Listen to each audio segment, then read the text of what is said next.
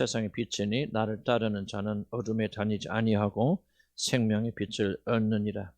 바리새인들이 이르되 내가 너를 위하여 증언하니 내 증언은 참되지 아니하도다. 예수께서 대답하여 이르시되 내가 나를 위하여 증언하여도 내 증언이 참되니 이는 내가 어디서 오며 어디로 가는 것을 알거니와 너희는 내가 어디서 오며 어디로 가는 것을 알지 못하느니라. 너희는 육체를 따라 판단하나 나는 아무도 판단하지 아니하노라. 만일 내가 판단하여도 내 판단이 참되니 이는 내가 혼자 있는 것이 아니요 나를 보내시니가 나와 함께 계심이라. 내 율법에도 두 사람의 증언이 참되다 기록되었으니 내가 나를 위하여 증언하는 자가 되고 나를 보내신 아버지도 나를 위하여 증언하시느니라.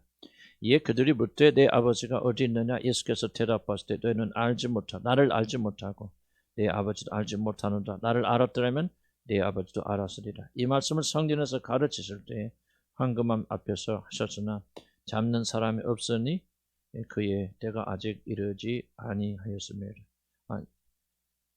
21절까지 21절 22절 볼까요? 다시 이르시되 내가 가리니 너희가 나를 찾다가 너희 죄 가운데서 죽겠고 내가 가는 곳에서는 너희가 오지 못하리라. 유대인들이 이르되 그가 말하기를 내가 가는 곳에 너희가 오지 못하리 하니 그가 자기를 하라는가. 여기까지 보겠습니다. 21절. 기도합시다. 우리 하나님 말씀 앞에 섭니다. 깨닫게 하시고 우리 마음에 기록하신 분은 성령 있습니다. 오늘 말하는 자 듣는 자가 성령의 능력에 힘입고 의지합니다. 하나님 말씀을 우리 신비에 기록하여 주옵소서. 예수 이름으로 기도합니다. 아멘. 우리 지난주에 우리 나는 강릉의 큰 해수욕장인데 막 해수욕장 이름은 안 나오고 아마 정식 해수욕장이 아닐 수도 있는데 큰 몇 킬로가 되는 그런 해수욕장에 쌓인 모래들이 단 20일 만에 다 실종이 되어지는 그런 일이 일어났습니다. 20년 동안 그 모래가 쌓여서 해수욕장이 됐을 때 20년이 걸렸답니다. 학자들이 하면은 그런 해수욕장이 되었는데 20일 만에 이 모든 모래들이 순식간에 다 쓸데가 없어져 버렸기 때문에 정말 이 환경학자들이 굉장히 염려하고 근심하는, 왜 그런지 원인을 알 수 없는데 한 환경학자가 나와서 말하기를 굉장히 염려스러운 상황이다. 특별한 일이었고 이게 자연적으로 이루어졌다면 지구 파괴가 우리가 생각하는 것보다는 훨씬 빠른 속도로 임하고 있다는 것이 우리나라에도 이렇게 지금 교가 파괴되고 있다는 증거고, 머지않아서 동해안에 더 이상 해수욕장을 발견하기 어려울 것이다. 그럴 때가 몇 년 안에 올 수도 있다. 그런 얘기를 하고 그 다음에 어떤 일이 일어날지 그게 더 자기는 두렵다. 환경학자가 인터뷰하는 내용을 들었습니다. 부산도 몇 년 후부터 이제 물이 잠기기 시작해 한 20년 지나면요 부산의 3분의 1이 물에 다 잠긴다고 그럽니다. 그걸 막기 위해서 많이 노력을 하겠지만은 그런 것을 바라본 그런 것을 제가 뉴스로 통해서 제가 며칠 전에 보게 되어졌습니다. 많은 사람들이 우리나라의 정치, 우리나라 할 것 없이 전 세계를 우리가 바라보면 정치나 경제나 그리고 전 세계적인 이상 기후, 우리는 별로 느끼지 못하지만은요, 정말 전 세계는 지금까지 경험하지 못했던 극한 이상 기후로 인해서 고통을 당하고 있습니다. 그래서 이런 게 있는데 하는 사람들이 한결같이 하는 바는 한치 앞이 안 보인다. 과학자들도 왜 그런지, 물론 지구 온난화 때문에 그런지 알지만 어떻게 막아야 될지, 그 다음에 내년에 어떻게 되어질지, 내후년에 어떻게 될지 한치 앞이 보이지 않는다라고 하는 그런 것들이 많은 그런 학자들이 공통적인 그런 의견입니다. 저는 이들의 말이 참 맞는 말이라 그렇게 생각이 되어집니다. 저는 이 세상을 바라보면서 정말 오늘같이 깜깜하고 앞이 내다 보이지 않는 시기는 저는 한 번도 경험해 본 적 없는 그런 시기라고 생각이 되어집니다. 여러분들은 혹시 우리나라는 그래도 상대적으로 굉장히 좀 안전하고 또 이런 극적인 변화, 약간 좀 변화가 일어나기 시작하고 있지만 미국이나 아프리카나 유럽같이 그렇게 극적인 변화 일어나지 않기 때문에 언젠가는 코로나 끝이 나겠지. 그리고 코로나 끝이 나면은 모든 게 정상으로 돌아갈 거야. 그렇게 생각하지만은 과학자 중에서 학자들 중에 단 한 명도 미래를 낙관하는 사람은 제가 들어본 적이 없습니다. 어떤 학자들은 심지어 지구의 종말은 20년밖에 남지 않았다 그렇게 말하는 분도 제가 직접 유명한 과학자가 말하는 것을 들어본 적이 있습니다. 정말 아무것도 소망할 수 없는 그런 깜깜한 세상이 되어졌다.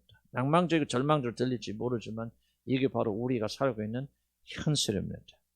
이 세상 깊은 어둠에 사로잡혀서 아무것도 보지 못하는 그런 세상이 지금 저와 여러분 살고 있는 21세기 이 세상의 마지막을 향해 나가고 있는 그런 현실입니다.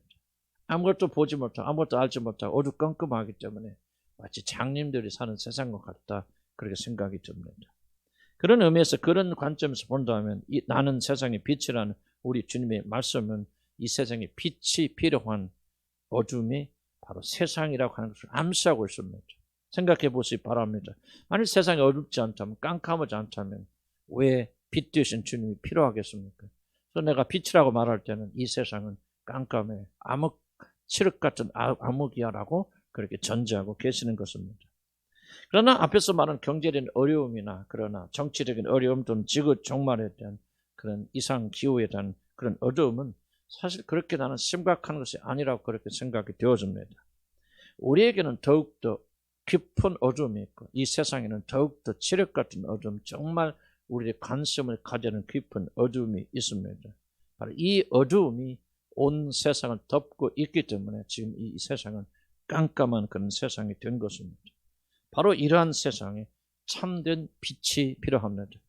이 어두운 세상에 하늘에서 내려온 참 빛이 비치지 않는다면 이 세상은 아무런 소망이 없다라고 그렇게 생각이 되어집니다. 그러나 세상만 그런 것이 아닙니다. 우리들 개인도 그럴 수가 있습니다. 우리들도 세상 사람들처럼 또 세상처럼 어둠에 헤맬 수가 있습니다. 깊은 혼돈과 무질서와 어둠 속에서 저와 여러분을 믿음을 가진 사람들도 방황할 수가 있는 것입니다. 교회는 다니지만 또 성령까지 받았지만은 우리 속에서 여전히 어둠 속에서 저희들이 헤맬 수도 있습니다. 세상에 빛이 필요하지만 세상만 빛이 필요한 것이 아니라 저와 여러분에게도 빛이 필요합니다. 더욱이 이렇게 어둡고 앞날이 한치도 보이지 않는 어두운 세상에서는 더욱더 참된 빛이 우리에게 필요합니다.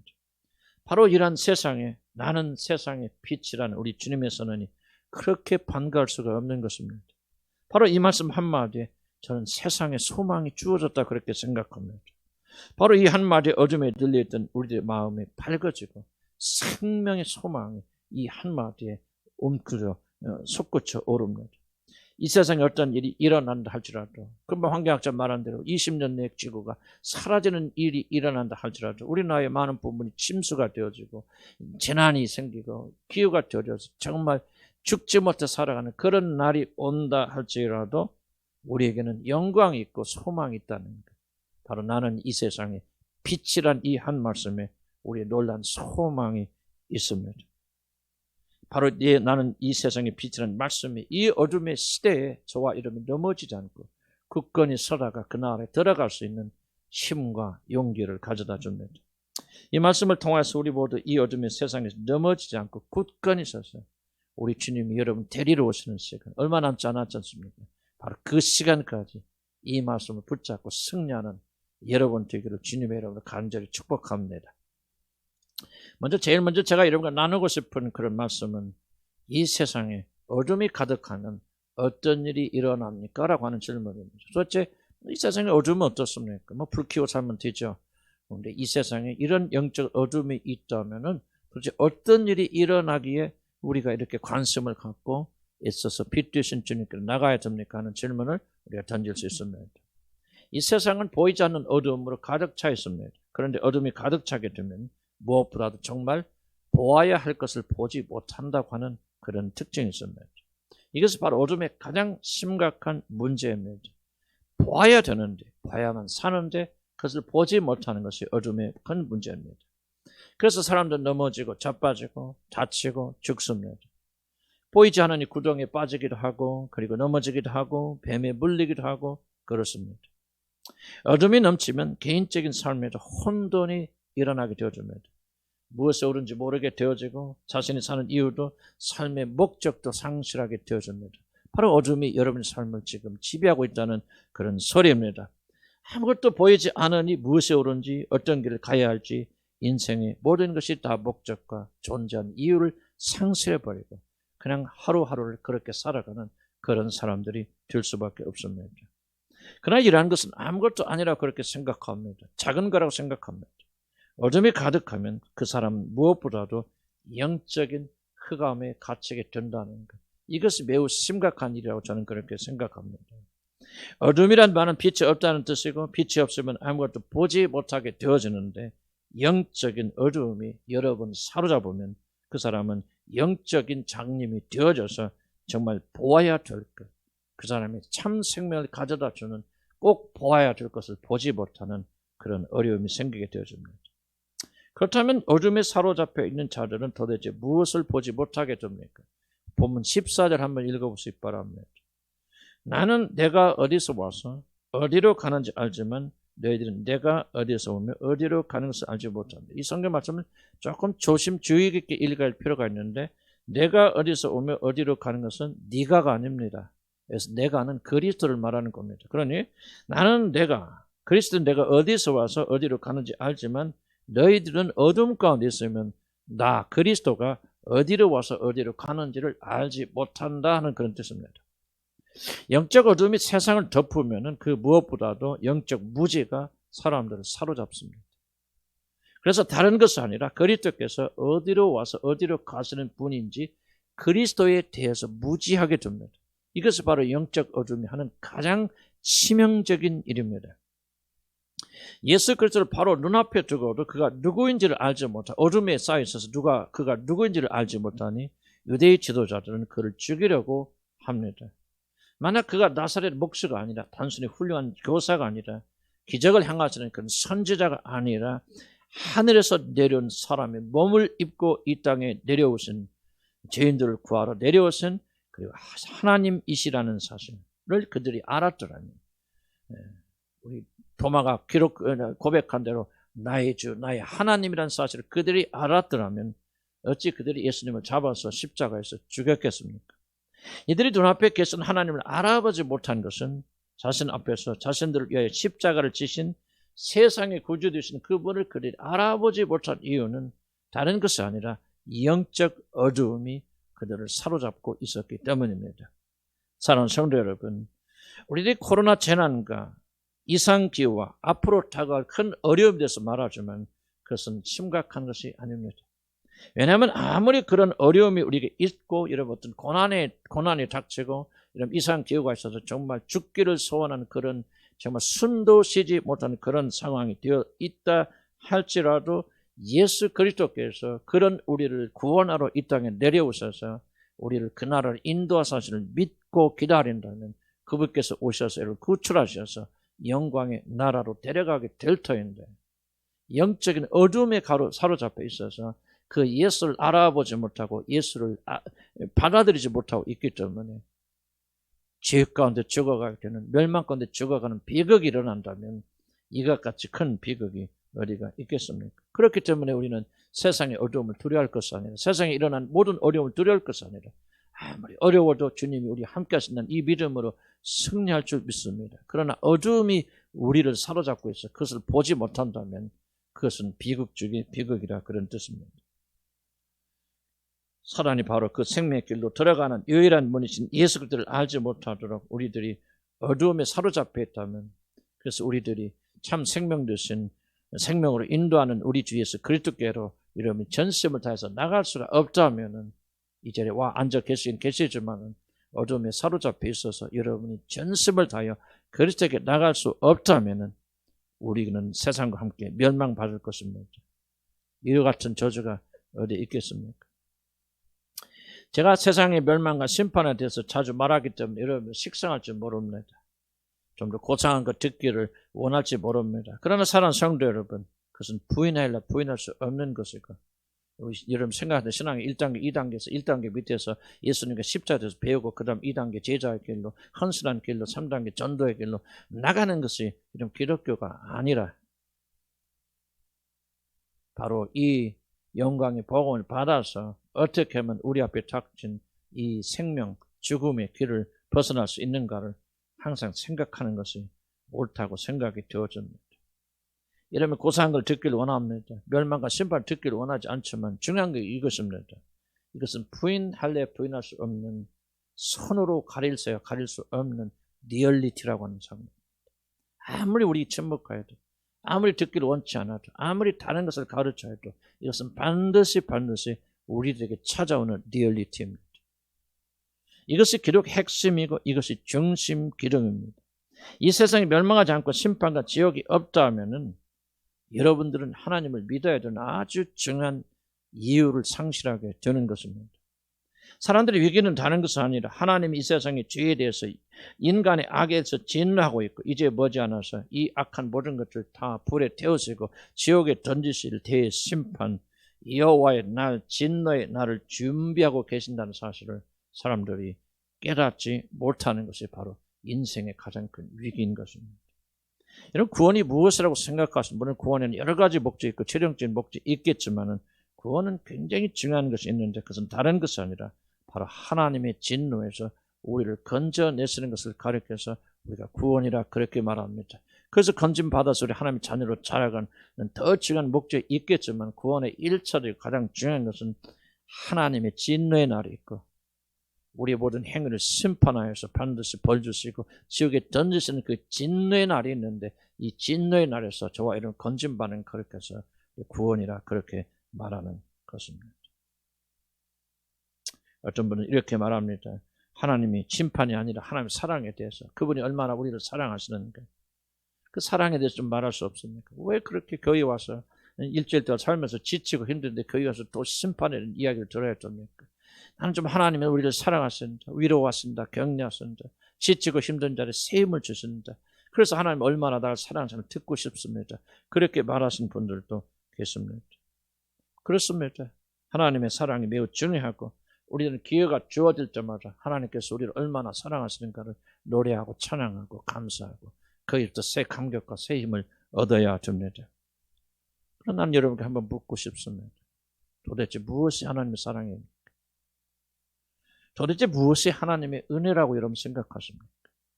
여러분이 좋은 집을 주시는 것이 하나님의 사랑입니까? 물론 그것도 맞겠죠. 여러분이 일주일 더 살다가 지치고 힘들고 오셨는데 교회에 오셔서 참 하나님 사랑하시는 위로하시고 격려하시고 이런 모든 것이 잘 될 것입니다. 축복받을 수 있습니까? 그것이 여러분 사랑입니까? 예, 맞습니다. 그것도 사랑이라고 말할 수가 있을 것입니다.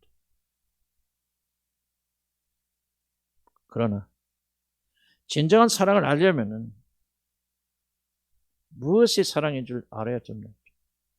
이런 무엇이 사랑입니까? 죄와 허물로 죽어서 하나님의 진노의 불 앞에 타버릴 불쌍한 자들, 지옥에 던져서 영원한 형벌을 받을 그런 자들, 거기에는 구더기도 죽지 아니하니라 우리 하나님 되신 주님께서 그렇게 말씀하셨는데 그곳에서 영원히 살아서 말로 다 표현할 수 없는 고통을 받고 그러한 저주에서 죽을 수밖에 없는 여러분을 사랑하셔서 당신의 아들을 이 땅에 보내서 여러분 대신 죽게 하시고 나를 살리셨을 뿐만 아니라 그리스도의 모든 의로우심을 나에게 선물하셔서 나를 하나님의 자녀로 삼으시고 그 아들에게 주시려고 영원전에 창조하시고 계획한 그 영광의 나라를 여러분이 같이 나눌 수 있는 공동상속자로 삼아주셔서 여러분이 그 나라를 선물하는 것이 사랑입니까? 그래처럼 이 세상에 살면서 잠깐 건강하고 좀 부자가 되어지고 성공하고 위로받고 격려받는 것이 사랑입니까? 하나님의 그 고귀한 사랑을 아파트나 돈이나 자식의 성공으로 맞바꾸려 하지 마시기 바랍니다. 그것까지 큰 실수가 어디에 있겠습니까? 지옥을 말하지 않으면 우리는 결코 하나님의 사랑을 알 수가 없고 영원한 심판과 저주에서 건지신 하나님의 은혜를 말하지 않는다면 우리는 하나님의 영원하신 인자와 자비가 무엇인지 알 수 없습니다. 여러분 주일마다 나와서 왜 하나님의 은혜를 찬송하고 하나님께서 행하신 일을 감사하는데 무엇을 찬양하고 무엇을 감사합니까? 바로 지옥에서 건지신 하나님의 사랑을 감사하고 지옥에서 건지셨을 뿐만 아니라 저와 같이 허물 많고 죄로 죽었고 하나님과 원수된 우리를 사랑하셔서 아들의 나라를 상속으로 주셨던 이 복된 소식 때문에 우리가 하나님께 나와서 찬양하고 영광을 돌린 것이 아니겠습니까? 이 세상에 살면서 조금 좋은 집을 주셨다. 이 세상에 살면서 좀 좋은 차를 주셨다. 이 세상에 살면서 조금 먹을 것이 생겼다고. 이 세상에 살면서 조금 더 건강한 사람이 되어졌다고. 그것 때문에 기뻐하고 즐거워하고 그것이 없으면 슬퍼하고 낙담하고 하나님 원망하고 불평하는 그런 자들이 아니라 무엇이 참된 사랑인가를 알기 때문에 오늘 또 우리를 멸망에서 건져주고 심판에서 건져주시고 지옥에서 건져주신 하나님을 찬송하는 바로 그것이 아니겠습니까? 세상에 어둠이 가득 차면요, 무엇이 사랑인지 알지 못하겠죠. 무엇이 진짜 우리에게 필요한 것인지, 무엇이 하나님의 놀라운 은혜인지, 하나님께서 우리에게 어떤 은혜를 베풀으셨는지 세상에 어둠이 가득 차고 여러분 마음의 어둠이 가득 차면 결코 보지 못하게 되어집니다. 교회여, 속지 마십시오. 사단이 성도들의 귀에 근질대면서 왜 십자가만 말하고 그리스도의 십자가의 죽으심만을 말하고 왜 지겹게 우리 교회는 와서 교회로 만든 십자가 예수 복음 좀 다른 거 왜 전하지 않고 왜 그렇게 말하냐고 마음속이라도 생각하지 마시기 바랍니다. 왜 사람들이 이 복음을 싫어하는 줄 아십니까? 왜 사람들이 이 어둠에 빠져서 진리를 보지 못하는지 아십니까? 바로 사단이 강력하게 그의 눈을 막고 귀를 틀어막고 있기 때문에 그렇습니다. 고린도서 4장 4절에 이렇게 말합니다. 이 세상의 신인 사탄이 믿지 않는 사람들의 마음을 어둡게 했기 때문에 그들은 하나님의 모습인 그리스도의 영광에 대한 기쁜 소식의 빛을 볼 수가 없습니다. 라고 그렇게 성경은 기록하고 있습니다. 사람들이 그리스도를 믿지 않는 이유는, 교회는 다녀도 전심으로 그를 믿지 못하는 이유는 그들의 마음이 어둠에 사로잡혀 있기 때문인데, 거기서 태어난 것이 그렇게 힘든 것은 바로 이 어둠 뒤에는 사람이 아니라, 이론이 아니라 그 강력한 사탄이 자리 잡고 있기 때문입니다.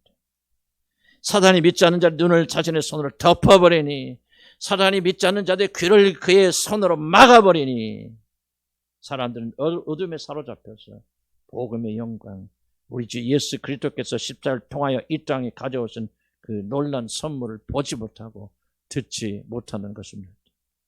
사탄이 없다면 우리들이 노력하고 빛 가운데 걸으려고 힘쓰면 우리가 스스로 그 빛으로 어둠에서 걸어날 수 있지만은, 우리들이 아무리 노력을 하여도 결코 이 세상에서 벗어날 수 없는 이유는, 이런 노력하고 헌신하고 이러면 여기 교회에 올 때마다 난 이렇게 살아야 되겠다 저렇게 살아야겠다 결단하지만 전혀 그것이 안 되는 이유는 세상에 있으니, 세상의 그 깊은 어둠 가운데 잘 잡고 역사하고 있기 때문이 아니겠습니까?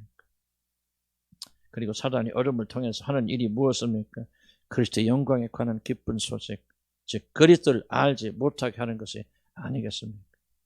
오늘 본문처럼 그가 어디서 와서 어디로 가고 있는 분인가? 내가 어디로 와서 어디로 가고 있는 그게 아니고 그리스도께서 어디로 와서 어디로 가고 계신 분이신가? 그분이 어떠신 분이십니까? 그가 우리들에게 생명을 가져다 준 유일한 분이시고, 그는 사람이 아니라 하나님이라는 사실, 그렇기 때문에 인간이 살 수 있는 유일한 방법은 오직 하나님의 아들 되신 우리 주 예수 그리스도를 믿고 그를 따르는 것밖에는 없다는 사실을 보지 못하게 하고 듣지 못하게 하고 믿지 못하는 것이 아니겠습니까? 어둠에 사로잡히면 다른 것이 아니라 모든 것을 볼 수 있고 모든 걸 들을 수 있어도 어둠에 사로잡히면 내가 어디로 와서 어디로 가고 있는지 그리스도에 대해서 무지하게 되어집니다. 두 번째, 그렇다면 우리는 이 어둠에서 어떻게 벗어날 수 있겠습니까? 저는 두 번째로 여러분과 나누고 싶은 그런 내용입니다. 여러분, 그리스도를 알지 못하는지 왜 그렇게 심각합니까? 교회 열심히 다니면 되는 것이죠. 왜 그리스도를 알지 못하는 것이 왜 그렇게 심각합니까? 왜 사탄은 모든 힘을 다 기울여서 이 세상에 어둠에 가득하게 하고, 그래서 예수 그리스도를 믿지 못하게 하고 그리스도의 복음의 영광을 깨닫지 못하게 합니까?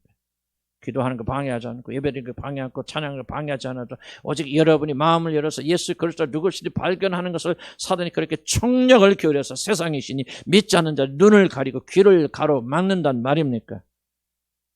그것은 바로 여러분이 예수를 믿고 따를 때 여러분은 그때 비로소 사단의 손에서 자유롭게 될 수 있기 때문입니다. 그러나 우리들이 그리스도를 보지 못하고 그리스도를 따르지 아니하면은 우리 모든 사람들은 죄 가운데서 죽게 됩니다. 그래서 사단은 우리들이 죄 가운데서 영원한 멸망을 받도록 하기 위해서 여러분들의 눈을 가리고 이 세상에 어둠이 가득 차게 하여서 결단코 여러분의 영혼이 여러분 마음에 깊은 것이 예수가 어디서 와서 어디로 가고 있는 분이신지, 그분이 누구신지, 그분이 어떤 일을 하셨는지를 알지 못하도록 총력을 기울여서 막고 있는 것입니다. 착하게 살라고 말합니다. 선하게 살라고 말합니다. 열심히 기도하라고 말합니다. 충성하고 헌신하라고 말합니다. 열심히 전도하고 선교헌금 드리고 열심히 11일 때는 열심히 충성하라고 말합니다. 그러나 사단이 가로막는 따뜻한 가지는 그가 어디서 와서 어디로 가고 있는 자니는 알지 못하도록 총력을 기울여서 막고 있는 것입니다. 왜? 아무리 여러분은 선한 일을 하고 죽는데 여러분의 몸을 불사는데 내어질지라도 그가 어디서 와서 어디로 가고 있는 분인지 알지 못하면 여러분은 여러분의 죄 가운데서 멸망당하기 때문입니다. 24절을 보시다. 뭐라고 그랬습니까? 그러므로 내가 너에게 말하기를 너희 죄 가운데서 죽으리라 하였노라. 만일 내가 그인 줄 믿지 아니하면 너희는 죄 가운데서 죽으리라 그렇게 말하고 있는 것입니다. 그럼 죄 가운데서 죽는다는 말은 우리들이 죄인으로 태어나서 죄를 짓는데 자신이 죄를 용서받지 못하고 하나님의 그 무서운 심판을 받아 영원의 지옥에 던져진다 그 말입니다. 물론 이것은 그 누구도 원치 않는 일입니다. 지옥에 가고 싶은 사람은 단 한 명도 있지 않고 아마 여러분 가운데 지옥이 무서워서 이 자리에 앉아 계신 분도 있을 줄 압니다. 심지어 하나님을 믿지 않는 사람들도 원치 않는 일입니다. 그래서 사람들은 나름대로 지옥에 대한 공포를 극복하려 합니다. 그래서 어떤 사람들은 천국과 지옥은 없는 거예요. 그건 하나님 지어낸 것인 것이고 심지어 존 스타트는 유명한 신학자도 그렇게 말합니다. 하나님께서 우리를 생명으로 인도하시기 위해서 지옥을 만드신 것이 하나님께서 지옥을 만드셔서 그를 보내는 것이 아니야. 그렇게 복음주의자를 그렇게 속아서 그렇게 말하게 되어집니다. 그러니 천국과 지옥은 아예 없는 거예요. 종교를 믿는 사람들이 겁주려고 그렇게 만든 것이죠. 그렇게 말하기도 하고 또 어떤 사람들은 선행을 많이 베풀면 자기 자신이 수도하고 기도하고 영적으로 많이 헌신하고 또 선교하고 그렇게 하면은 지옥에 가지 않고 천국에 가게 된다고 믿고 열심히 다른 사람 굳이 합니다. 인도에 가보니까 인도 사람들이 굉장히 많이 도와줘요. 우리 고아원 제가 많이 도와주는데 그 고아원에요 힌두교인들이 많이 도와줍니다. 근데 예수 믿는 힌두교인, 예수 믿는 이 고아원을 왜 예수 안 믿는 힌두교들이 그렇게 도와줍니까? 근데 그렇게 말합니다. 그 사람들은 선행을 많이 해야 구원받기 때문에 그래서 와서 자기들이 구원받는다고 노력하는 거지 우리를 사랑해서 그런 게 아닙니다. 그런 얘기를 하더라고요. 예수 믿지 않는 자들도 이렇게 지옥에 가지 않으려고 발버둥칩니다. 또 어떤 사람들 율법과 같은 종교의 법을 잘 지키면 천국에 가게 된다. 정말 성실하고 정말 사도 바울처럼 그렇게 율법을 다 지키며 자기 삶으로 내가 오늘 죄 짓지 않게 해서 아침부터 새벽부터 저녁까지 그렇게 교과서대로 그렇게 살기 위해서 발버둥친 그런 사람들도 있습니다. 초인적 노력을 기울입니다. 그런데 온 우주를 만드신 참 하나님, 모든 신 중에 신이시고 존재하는 모든 것들을 다스리는 여호와 하나님께서 보내신 하나님께서는 우리가 어떻게 하여야 구원을 받을 수 있고 멸망받지 않을 수 있다고 말합니까? 내가 그인 줄 알지 못합니다.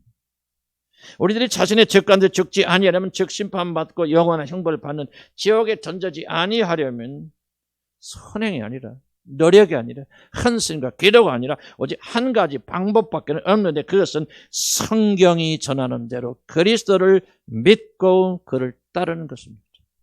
내가 그인 줄 알지 아니하면 성경이 말하는 그인 줄 알지 아니하면 선지자들이 말했던 그 하나님 그리스도 메시아인 줄 너희들이 믿지 아니한다면 내가 하늘에서 내려온 생명의 떡인 줄 믿지 아니한다면 내가 하나님이라는 사실을 믿지 아니한다면 내가 들에서 죽고 부활한 이 사실을 믿고 받아들이지 아니한다면 너희 모든 생명이 나에게 달렸던 사실을 너희가 믿고 받아들이지 않는다면 너희들은 너희 죄 가운데 죽어갈 것이고 지옥에 갈 것이라고 그렇게 주님이 말씀하시는 것입니다. 이건 무슨 뜻입니까? 바로 예수 그리스도가 비록 사람의 몸을 입고 유대 땅 베들레헴에서 목수의 아들로 태어나서 우리처럼 먹고 마시고 죽으셨지만 그분께서는 사람이 아니셨다. 우리를 구원하러 사람의 몸을 입고선 하나님이셨다. 그리고 그분께서 이 땅에 오신 것은 나 같은 죄인 살리려고 내가 지은 모든 죄를 다 자신 뒤집어 쓰시고 나 대신 처형받아 죽으셨는데 하나님께서 사흘 만에 죽은 자를 그 죽음 가운데 이렇게 세우셔서 온 우주에 가장 높은 하나님의 자리에 높이 올리셨다. 그래서 도마가 고백하는 나의 주 나의 하나님 모든 자들이 하나님이 되셨다. 예수는 단지 죽었다 다시 살아났을 뿐만 아니라 존재하는 모든 세상을 다스리고 통치하시며 모든 자들보다 더 뛰어난 이름을 가지고 계신 하나님이 되셨다. 하나님이시다. 예수 그리스도 누구신가를 성경대로 믿지 아니한다면 그리고 우리를 위해서 죽으신 예수를 하나님께서 사흘 만에 이렇게 세워 살리신 것을 마음으로 여러분이 진심으로 믿지 않는다. 하나님은 죄와 허물로 죽은 우리들을 살려주시고 우리들에게 성령을 보내서 하나님을 아바 아버지로 부를 수 있는 하나님의 자녀, 그렇게 고백하게 될 때 하나님의 자녀로 우리를 삼아 주시는 것입니다. 선행을 안 됩니다. 노력을 안 됩니다.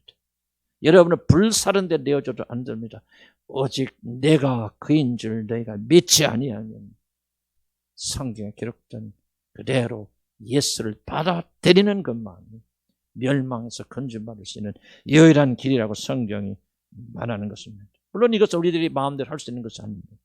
우리를 구원하시기 영원전에 예정하신 하나님은 죄와 허물로 죽은 우리들에게 성령을 보내주셔서 먼저 물로 씻어주셔서 깨끗게 하여 주십니다. 죄와 허물로 죽었단 말은 우리가 죄와 허물로 많이 덮여져 있어서 기능하지 못합니다. 더럭더럭 군더더럭 막 달라붙어 있어서 죽은 사람같이 되어졌을 때 하나님께서 성령을 보내주셔서 우리에게 달라붙은 모든 죄악들을 그리스도의 보혈을 가지고 하나씩 둘씩 씻어내 주셔서 그를 다시 소생시켜 주신다. 이것이 바로 성령의 새롭게 하심입니다. 이것을 우리가 믿기 전에 일어난 일입니다. 하나님께 예정한 자들에게 하나님께 성령을 보내주셔서 그들이 죽어있을 때 그들을 이렇게 살려주셨습니다. 살아나니까 내가 죄인 알게 되고 살아나니까 예수를 알게 되고 예수를 믿게 되고 그래서 여러분이 예수님을 구주로 받아들이는 고백을 통해서 하나님의 자녀가 되는 것입니다. 디도서 3장 5절에 이렇게 말합니다. 하나님이 저와 여러분을 구원해 주셨습니다. 우리가 무슨 올바른 일을 했다고 해서 구원해 주신 것이 아니라 오직 그분이 자비하신 분이기 때문에 성령으로 우리를 깨끗하게 씻어서 다신하게 하시고 새롭게 해주심으로 우리를 구원하여 주셨다고 디도서 3장 5절에 그렇게 말한 겁니다. 성령께서 죽은 저와 여러분에게 오셔서 그들을 덮고 있는 온갖 죄와 더러움을 예수의 피로 씻어주셨습니다. 이 모든 더러운 사망의 것들이 다 씻겨져 나가니 그가 살아나서 의식이 돌아옵니다. 영적 의식이 회복이 되어집니다. 의식이 돌아오니 자기 자신이 죄인이라는 것을 깨닫게 되고 말씀을 믿게 되고 말씀을 믿으니 예수를 믿게 되어서 여러분 오늘 구원받은 여러분이 되신 것입니다. 거듭날 때 성령께서 우리들을 덮고 있던 더러운 것들을 주님의 피로 씻어내시고 사도 바울이 거듭나게 되어질 때 비늘 같은 것이 벗겨져 나가면서 진실로 보게 되시고 영적인 사람이 되었듯이 그리스도의 피로 성령께서 여러분의 눈을 씻어주시니 여러분 보게 되고 보지 못하도록 막혀있던 듣지 못하도록 막혀있던 더러운 것들이 가득한 귀를 하나님께서 파주시니 생명의 말씀을 듣고 오늘 이 주의 말씀을 들으면서 여러분 아멘으로 응답하고 있는 것입니다. 죽었던 양심이 다시 살아나니 자신이 죄인이라는 사실을 깨달으면서 하나님께 회개하게 되어지고 눈이 열리니 예수께서 하나님의 아들 자기를 구원하러 이 땅에 오신 예수 메시아라는 사실을 믿어지게 되고 믿어지니 그를 자신의 주로 받아들여서 여러분이 오늘 누리는 이 생명으로 들어오신 것입니다.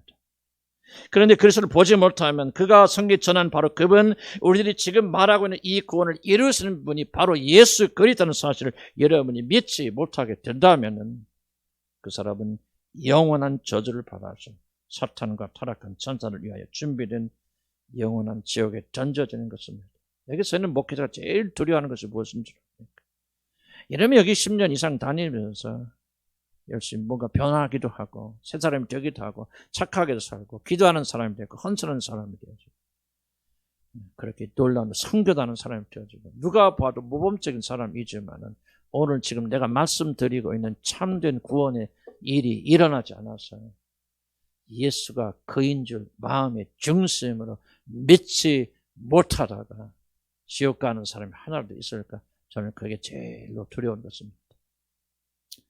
저는 이 두 가지 이유 때문에 저는 매일 기회가 주어질 때마다 오후에는 이제 다른 가르치겠지만 그러나 그래도 구원에 대한 이야기죠. 왜 제가 기회가 주어질 때마다 왜 이 복된 소식 예수 그리스도의 죽으심과 부활하심을 그렇게 전하는 그 두 가지 이유가 있습니다. 그렇게 기회가 될 때마다 그리스도를 전하는 이유는 아직 여러분 가운데 거듭나지 못한 자들이 있기 때문에 그렇습니다. 하나님께서 사람을 거듭나게 하실 때 그가 사용하신 방법은 앞에서 말한 성령 거룩게 하심 씻어주심과 그다음에 반드시 따른 하나님의 진리 말씀을 믿어야만 이런 구원받게 되어집니다. 다른 방도 없습니다. 데살로니가 후서 2장 13절에 이렇게 말합니다. 하나님이 처음부터 너희를 택하사 성령의 거룩하게 하심과 진리를 믿음으로 구원을 받게 하심이라고 말하는 것입니다. 진리를 믿을 때, 듣고 믿을 때 여러분 구원 받습니다. 갈라디아 사람들아 내가 너에게 다만 이것을 알게 하노니 너희가 성령을 받은 것이 율법의 행위로냐 그렇지 않으면 혹은 듣고 믿음으로냐라고 갈라디아 3장 2절에 사도 바울은 분명하게 우리들이 구원을 받으려면 반드시 진리의 말씀을 듣고 믿어야 된다고 강조하고 있는 것입니다. 진리가 선포되지 않는다면, 그리고 여러분이 이 진리가 선포될 때 마음을 다해서 듣고 여러분 그것을 무시하고 받아들이지 않는다면 여러분 결코 죄에서 건짐받지 못하고 비참한 죽음에 던져집니다. 교회 다닌다고 여기 나와 있다 다 말씀을 듣고 받는 자들이 아닙니다. 마음을 열어서, 물론 이것이 성령 역사죠. 마음을 열어서 이 말씀을 듣고 받아들여서 예수 그리스도가 참으로 누구신 줄 알고 그분에게 여러분 생명을 드리고 그분을 따라갈 때만이 여러분 건짐받게 구원받게 되고 그 외에 다른 어떤 방식으로 하나님은 우리를 구원하지 않습니다. 그래서 저는 구원받지 못한 자, 아직까지 거듭나지 못한 자들이 있다고 알기 때문에 거듭은 나서 아직 회심하여서 예수 그리스도를 온전히 구주로 받아들이지 못한 자들이 아직도 남아있다는 사실 저는 알기 때문에 기회가 주어질 때마다 나는 다른 말 전할 여유가 없습니다. 한 생명이, 한 영혼이 생명이 결정되어 달려있는 시간에 제가 어찌 다른 거 말하겠습니까? 제자는 1단계, 2단계, 3단계, 4단계 말하겠습니까? 여러분 윤리와 도덕적으로 설교하겠습니까? 착하게 살자고 말하겠습니까? 나는 오직 주님 오신 그날까지 한 사람의 영혼을 구원하기 위해서 나는 그때까지 후회하지 않고 예수 그리스도만 그분이 누구인지를 선포하고 거기로 나가고자 합니다. 제가 이 복음을 전한 또 다른 이유가 있습니다. 또 다른 이유는 이미 구원을 받아 하나님의 자녀가 된 자들에게 매일 힘을 가져다 주는 영원한 양식은, 생명 양식은 다른 것이 아니라 바로 이 복음, 하나님이 아들께서 나를 구원하여 주시라 이 땅에 내려오셔서 그 놀라운 사랑을 베푸셨다는 놀란 진리를 매일매일 기억하는 것입니다. 아침 우리가 기도했지 않습니까? 선포의 중요성입니다. 믿음이 자라 양식이 자라는 것은 여러분 1단계, 2단계, 3단계 있는 것은 아닙니다. 매일 똑같은 이야기, 하나님이 여러분을 사랑하셨는데 예수 그리스도를 통해서 여러분 구원해 주셨다. 여러분 생각해 보시기 바랍니다. 매일 여러분 새끼 밥 먹습니다. 여러분 밥 먹는데 양식 먹는데 1단계, 2단계, 3단계, 5단계 있습니까? 처음 태어나서 애기가 됐을 때 밥 먹고 그 다음에는 밀가루 먹고 밀가루 단계 지나면 그 다음에 고기 먹고 고기 단계 나면 그 다음에 4단계, 5단계로 넘어가는 단계가 있습니까? 아닙니다. 우리는 매일 똑같은 밥을 먹고 매일 똑같은 반찬을 먹고 매일 똑같은 이 반찬과 양식이 우리에게 생명을 가져다 주는 것입니다. 우리는 무슨 특별한 가르침이나 신비한 체험이나 하나님을 위해서 어떤 큰 희생을 할 때 우리의 영혼을 차고 넘친다 그렇게 착각합니다. 그러나 절대 그렇지 않습니다. 그러한 것들 심지어 여러분 주님을 직접 만나서 황홀경 속에서 주님을 만나는 그런 체험을 하였어도 그 만남이 여러분의 영혼을 채워줄 수 없다는 사실을 기억하시기 바랍니다. 왜 그렇습니까? 여러분의 영혼은 어떤 신비한 체험이나 자신의 모든 무엇을 성취한 성취감이나 여러분 어떤 큰 희생을 하게 될 때 오는 어떤 자부심 같은 그런 것으로 체험받도록 그렇게 창조되지 않았습니다. 인간의 영혼은 오직 사랑으로만 만족하게 그렇게 창조되었고 그것도 오직 하나님의 사랑으로만 여러분의 영혼은 체험받도록 그렇게 창조되었습니다. 그래서 여러분이 아무리 놀란 황홀경을 체험하여도 여러분 하나님을 직접 체험하고 만나게 되는 그런 것을 체험하여도 거기에서 여러분이 만약 하나님의 깊은 사랑을 체험하지 못한다면 하나님을 보았다고 여러분의 영혼이 체험받지 않습니다. 유대 나라에서 수많은 사람들이 직접 예수님을 보았지만 그들의 마음은 여전히 공허한 채로 사망에 들어갔다는 사실 여러분 잊지 마시기 바랍니다. 살아계신 주님을 지금 여러분이 만난다고 보한다고 여러분의 영혼이 체험받고 만족하는 것이 아닙니다. 황홀경 속에 들어간다고 여러분의 영혼이 절대 만족하고 그 사람이 그런 체험을 하였다고 그리스도의 사람이 되어지는 것이 아닙니다. 여러분의 영혼이 만족되려면 오직 하나님의 사랑의 메시지, 하나님의 사랑을 여러분 체험해야 됩니다. 중요한 질문이 있습니다. 그럼 그렇게 놀라운 하나님의 사랑을 어디서 무엇으로 체험한단 말입니까? 로마서 5장 8절 이렇게 말합니다. 우리가 아직 죄인 되었을 때 그리스도께서 우리를 위하여 죽으심으로 하나님께서 우리에 대한 자기의 사랑을 확증하셨느니라. 하나님의 기록된 말씀, 하나님 입에서 나온 말씀 이렇게 말합니다. 그리스도께서 우리를 죽으심으로 십자가에서 하나님이 우리에 대한 자기의 사랑을 확증하셨느니라. 하나님의 사랑의 극치는, 하나님의 사랑의 최종판은, 하나님의 사랑의 가장 확실한 증거는 다른 것이 아니라 그리스도께서 우리 죄인들을 위하여 친히 지시고 돌아가신 십자가에 드러난다, 그 말입니다. 생각해 보시기 바랍니다. 온 우주를 말씀으로 창조하신 바로 그 하나님께서 죄인된 우리들을 구원하시기 위해서 사람의 몸을 입고 오셔서 나 대신 십자가에서 그런 처참한 죽음을 하나님이신 그분께서 사람이 되어서 나를 구원하시기 위해서 그런 처참한 죽음을 죽으셨다? 이보다 더 그 위대한 사랑이 어디에 있다고 여러분 생각하십니까? 어떤 사람은 말하기를 그 모든 사랑은 십자가 앞에서 초라해집니다. 어떤 사랑을 여러분이 말하든지 그 모든 사랑은 십자가 앞에서 그 빛을 잃어버리고 말합니다. 오늘 우리들이 하나님의 사랑을 알지 못한 이유는 딱 하나입니다. 하나님의 십자가에서 그 사랑을 찾지 않냐고. 다른 것에서부터 여러분이 하나님의 사랑을 찾기 때문에 그 사람 영원히 하나님의 사랑이 무엇인가 알지 못하고 체험하지 못하게 되어집니다. 그럼 십자가에서 보여주는 하나님의 사랑이 바로 우리의 양식이고 우리의 생명입니다. 하늘의 하나님이 나를 사랑하사 십자가에서 자신의 목숨을 내어주셨다는 소리를 듣기만 하여도 우리의 영혼은 맥을 치며 힘을 거기서 얻습니다. 연약하던 마음이 강하여집니다.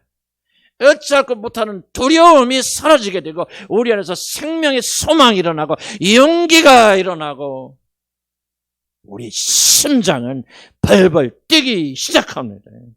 아무리 큰 무서움과 두려움이 다가온다 할지라도 십자가의 사랑을 한번 묵상하면 하나님이 나를 이처럼 이렇게 사랑하셨구나 하는 것을 생각하면 우리에게 용기가 북돋아 오릅니다. 우리 사라지고 기쁨과 즐거움이 나를 사로잡습니다. 십자가에서 보여준 하나님의 사랑보다도 여러분을 즐겁게 하는 것이 더 있다면 십자가의 사랑에 십자가에서 보여준 하나님의 사랑보다도 여러분에게 더욱더 힘을 주는 무엇이 있다면 십자가의 사랑과 예수님의 사랑까지 별로 힘이 안 생기는데 뭔가 우리 자식이 잘했다 성공했다 소리를 불끈 힘이 솟는다면 여러분 통장에 돈이 더 들어가는 것을 인하여서 여러분 기뻐한다면 나는 단호하게 그 사람은 그리스도인이 아니라고 그렇게 말하고 싶습니다. 사랑하는 성도 여러분, 빛 되신 그리스도 안으로 들어오면 우리는 살게 되고 힘을 얻게 되고 기뻐하고 즐거워하게 되고 그 어떤 고난도 이겨나게 됩니다.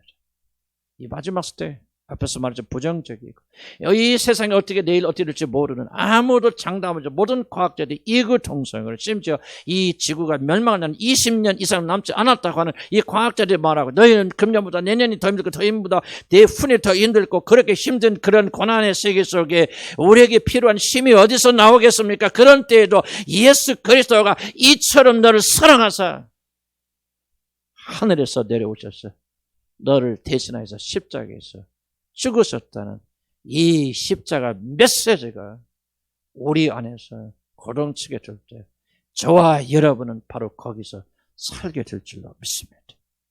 한번 생각해 보시기 바랍니다. 물도 없고 농사도 지을 수 없는 그런 죽음의 광야에서 40년을 아무런 문제가 없이 강건하게 이스라엘 백성들이 살 수 있었던 것은 다른 것이 아니라 매일매일 아침마다 하늘에서 쏟아진 만나였고 반석이 터져 흘러난 생수였습니다. 그들을 살린 것은 어떤 자들이 매일 똑같은 이런 음식을 먹느냐. 이게 정말 이게 맛없는 음식을 매일매일 먹어야 되느냐. 내 중심에는 이 하찮은 음식을 미워하고 싫어하노라. 그렇게 말했던 만나. 이 맛없는 만나. 똑같은 만나. 내일도 모레도 1년 뒤에도 2년 뒤에도 똑같이 변함없는 그 만나. 이 만나. 하늘에서 내려온 주 예수 그리스도가 우리를 살리는 것입니다. 이 어둠의 세상 앞도 뒤도 보이지 않고 내일도 모레도 기약할 수 없는 암흑의 시대에 바로 이 어둠을 밝히고 우리를 생명으로 인도하는 빛은 다른 것이 아니라 오직 하나님의 아들께서 우리들을 구하러 이 땅에 내려오셔서 나 대신 십자가 죽으셨던 복된 소식이 우리 영혼의 중심에 들려지게 될 때, 그 생명이 우리에게 부어지게 될 때, 여러분 그때 비로소 살게 되는 것입니다. 그리스도인들은 다른 것으로 사는 자들이 아니라 생명의 복된 소식, 이 복음이 선포될 때 거기서 새 힘을 얻습니다. 복음은 설명되지 않습니다. 하나님은 설명되지 않습니다. 선포되는 것입니다. 비록 우리 이상과 제가 다 이해하지 못한다 할지라도 예수 그리스도가 선포될 때 그분이 나를 위해서 죽으셨도다. 사람들아 들으라. 그분께서 나를 위해서 죽으셨도다. 이 한마디가 우리 가슴속에 던져지게 될 때 생명이 일어나는 것이 바로 그리스도인들입니다. 우리가 다른 것이 아니라 우리 간단한 메시지 안에서 매일매일 생명을 얻고 그렇게 해서 주님 앞에 나오는 것입니다. 그래서 우리의 영혼은 외칩니다.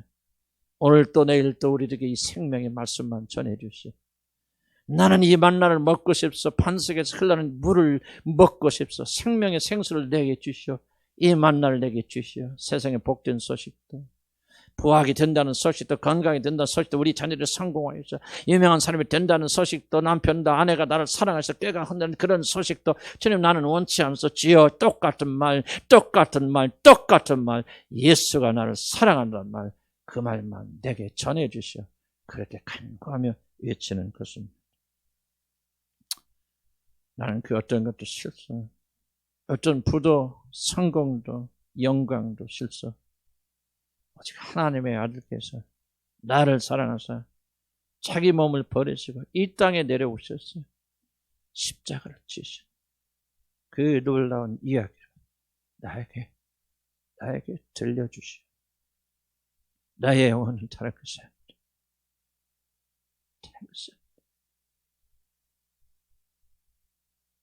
이것에 굶주렸어. 바로 이렇게 외치는 것입니다. 사도 바울은 이렇게 고백하지 않습니까? 아름답도다 모든 사람들이 받을 만한 이 말이 그리스도께서 죄인을 구하러 이 땅에 이 세상에 임하셨도다 하였도다.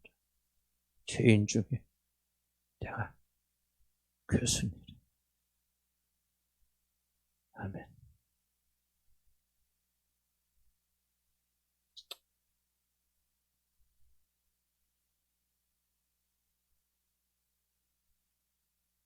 하나님의 백성들이 깊은 잠에서 깹시지. 여러분에게 필요한 것은 돈이 아닙니다. 명예가 아닙니다. 세상 사람들의 사랑이 아닙니다.